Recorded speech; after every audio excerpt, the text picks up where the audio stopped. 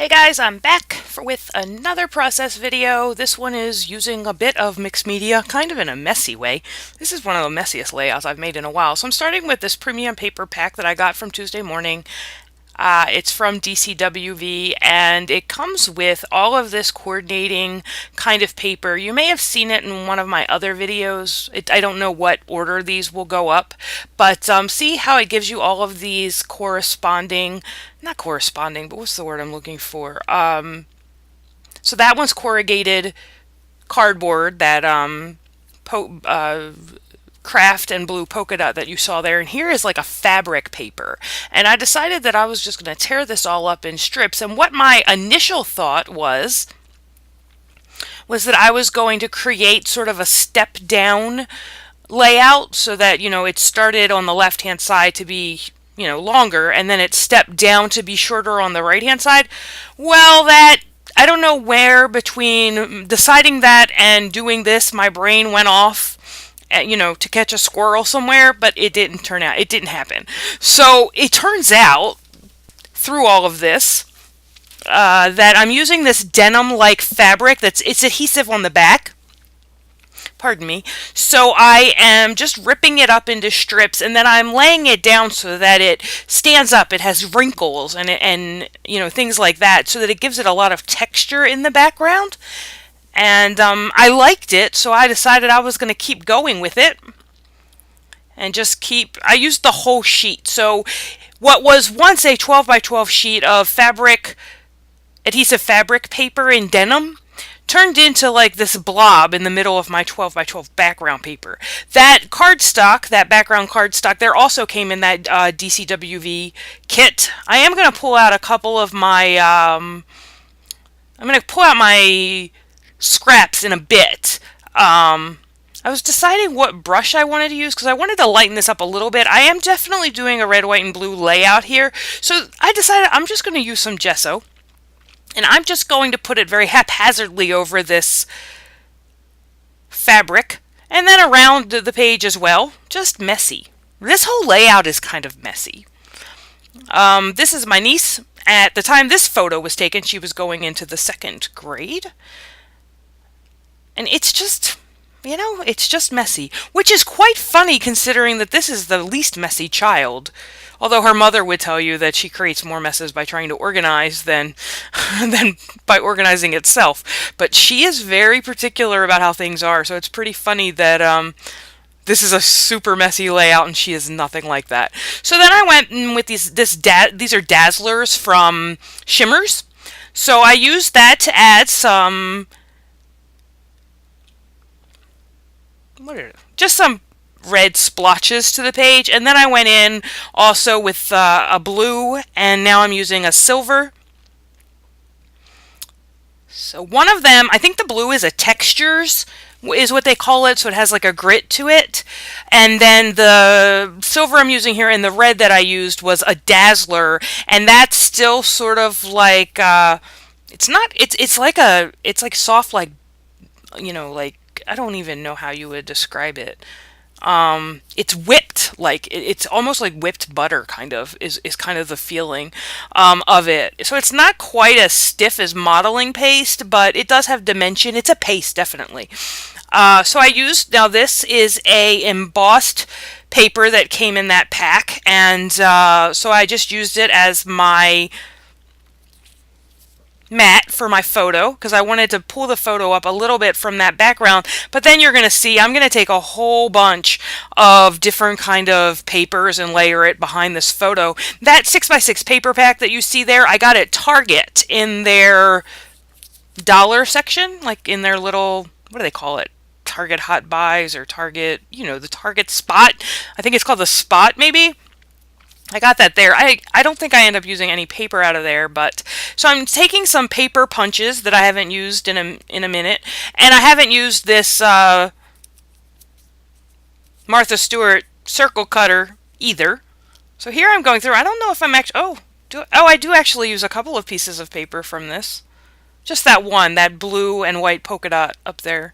The blue with white polka dots. And here's where I'm going to go through my scraps bin, and I have my scraps kind of organized by color. There were only a certain number of drawers, so some of the colors had to, they had to pair up. They had to live together. It's going well so far. So yeah, just going through looking at the blues and the reds, just to find some papers to layer behind this photo. La la la.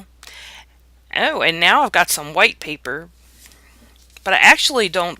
Oh, I think I do. I do actually have this layout in front of me. I use one sheet of white paper.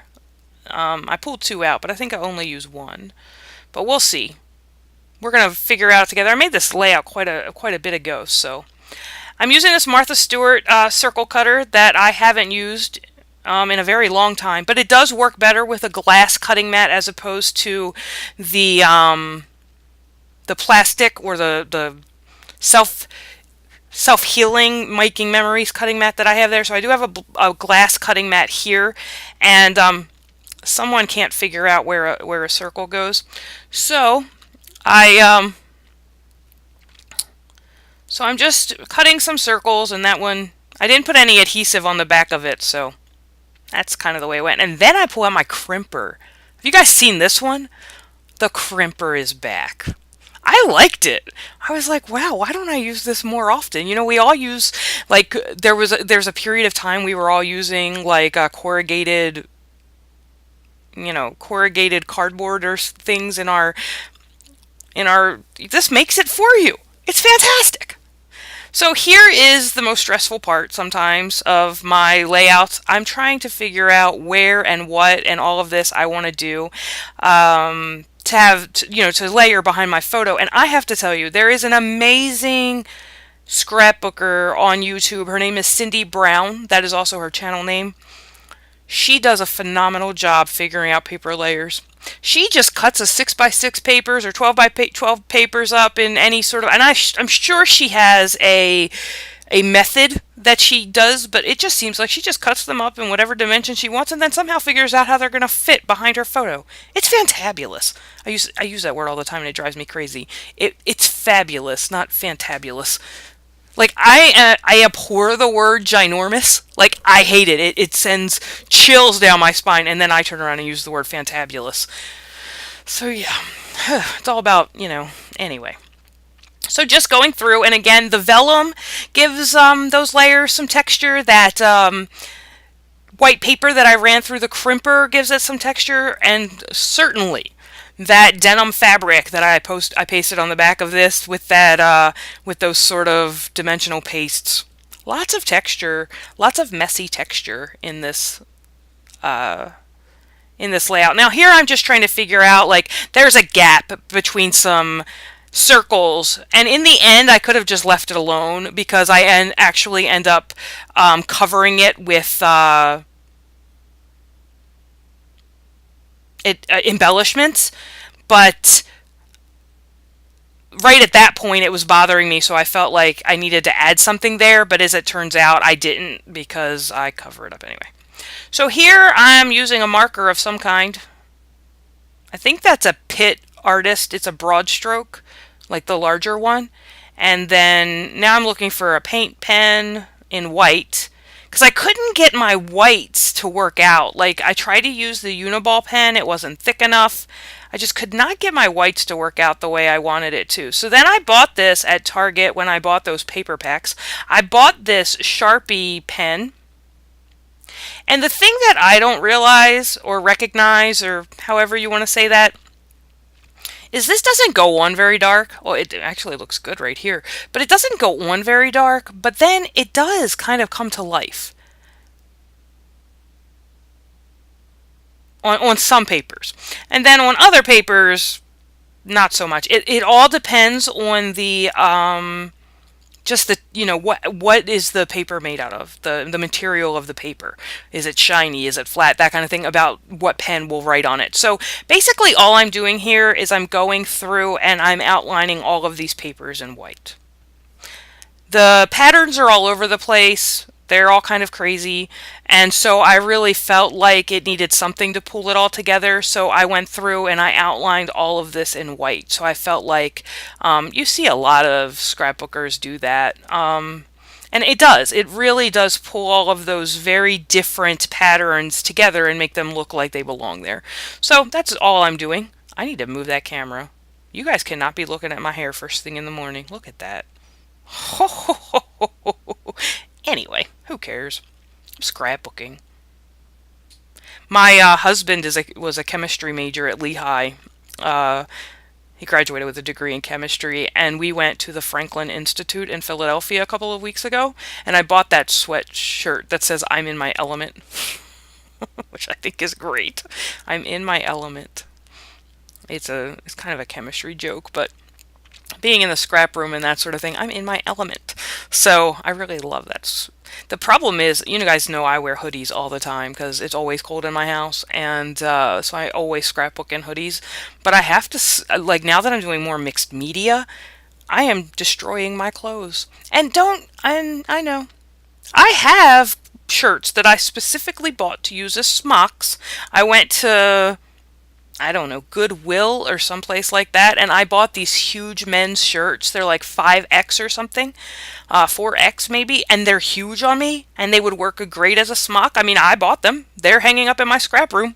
I don't put them on. So how about that?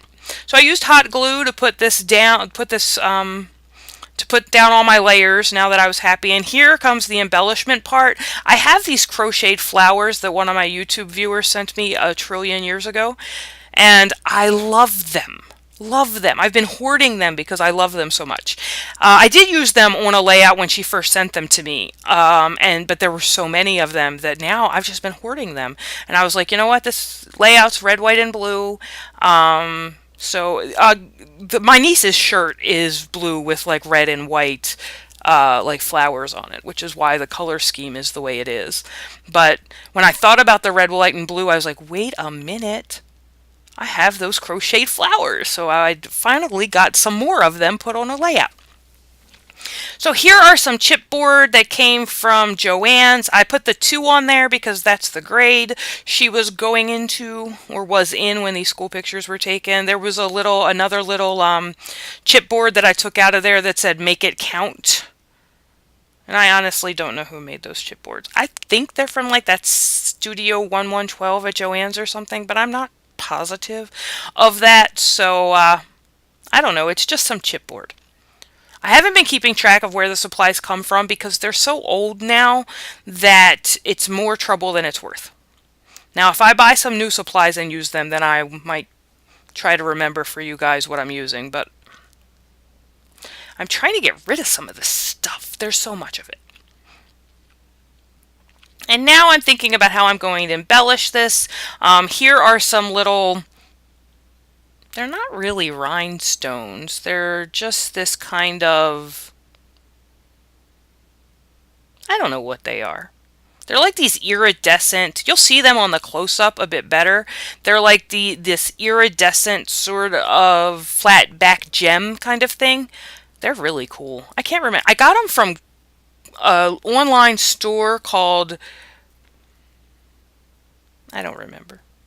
My memory is terrible. Although, to be honest, I bought them years and years ago. Cool pink stuff. Something like that. They're great. I like them. I order a lot of stuff from them. They have a lot of cool, mixed media kind of stuff. And their prices are pretty reasonable. Although I don't need to buy any more mixed media stuff. So there we go. That's the end of the layout. I hope you guys enjoyed. And now you're looking at a black space. I'm talking too much. So I hope you guys enjoyed the layout. I will see you next time. I hope you guys are well. Take care. Bye-bye.